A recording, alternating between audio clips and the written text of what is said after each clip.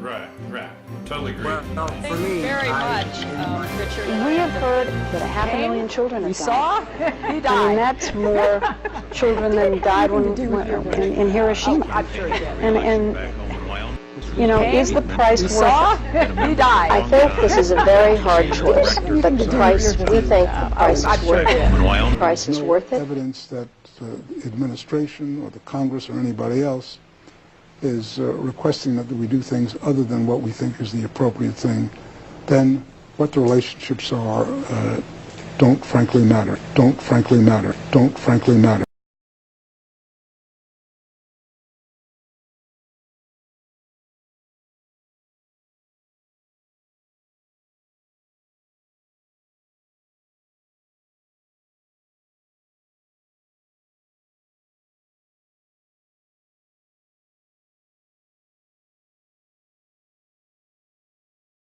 I think this is an important and interesting topic in a way because one of the things I think I'm noticing in our society as a whole nowadays is that there's an awakening, you know, going across America and the world.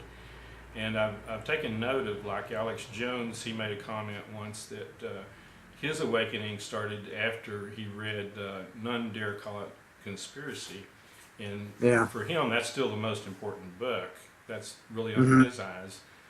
And then Glenn Beck, and I share this with Glenn, I'm not a Glenn Beck fan, by the way, but Glenn Beck said that his awakening was when they failed to control the borders or even find out he was entering or leaving the borders of the United States. To him, that was evidence that there really was not a war on terror, okay? And so then if you look at Sibel Edmonds, for example, we're kind of familiar with her and some of the great work she's done. She was a starry-eyed believer in the American dream, and then she went to work for the FBI and found out that things were not really as they seemed. And this had to do specifically with things around 9/11, right?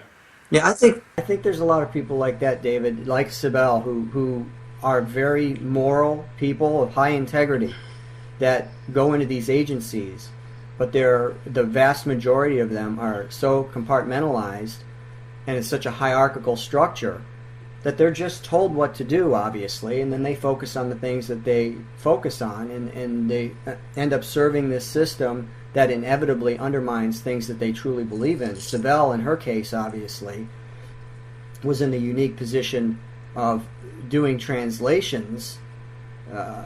She was so sought after because there were so few who could actually translate the communications that she actually heard what was going on between these corrupt individuals within our government and other governments. So there's no compartmentalizing that. And she did what any person of high integrity would do. She blew the whistle on it. And she paid the price severely. Of course. Yeah. Right. And then, you know, we look at other people like James Corbett of the Corbett Report. You know, his awakening occurred via, I guess, Alex Jones in the 9/11 situation, because he reports that he believed everything about the official report on 9/11 until he started looking into it. And, you know, the physics and the facts just do not match, you know, what they have reported. I think 9/11 is kind of you know, an event that caused a lot of changes that some of which are unintended.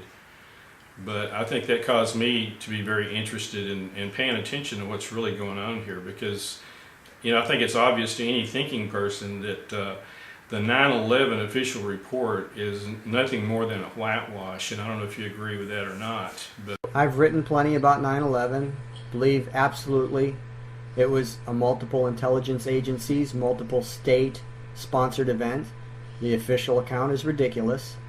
And for people to hear that for the first time, again, if they're indoctrinated in our school systems, it would seem absurd. But then, you know, I'll tell you want to talk about awakening. Again, I cover this in the book. One of the things that really jarred me was when I first came across the Northwoods document. Because up to that point, the idea that our government would actually create terrorists so that they could attack U.S. targets so they could then use those attacks to justify a foreign policy that they had already established would have sounded absolutely, completely ridiculous to me. But then there you go. Go to Georgetown University, or not Georgetown, I'm sorry, George Washington, National Security Archives, and you can download the Northwoods document. And there it is, right there. And it isn't a long document, doesn't take very long to read it, and you will hear, point by point, all of the ways that they intended to manipulate the U.S. population into supporting something that they wanted that was completely illegitimate, that they had, I mean, especially if you believe in the concept of the electorate determining what the government should and shouldn't do.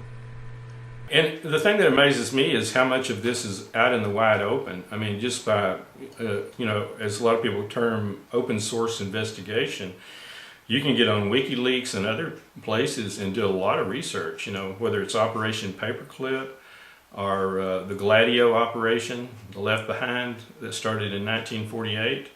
All of this stuff. Before that, believe it or not, they prior to the end of World, they had a predecessor. It wasn't actually called Gladio yet, but yeah, they were working on that before the end of World War II.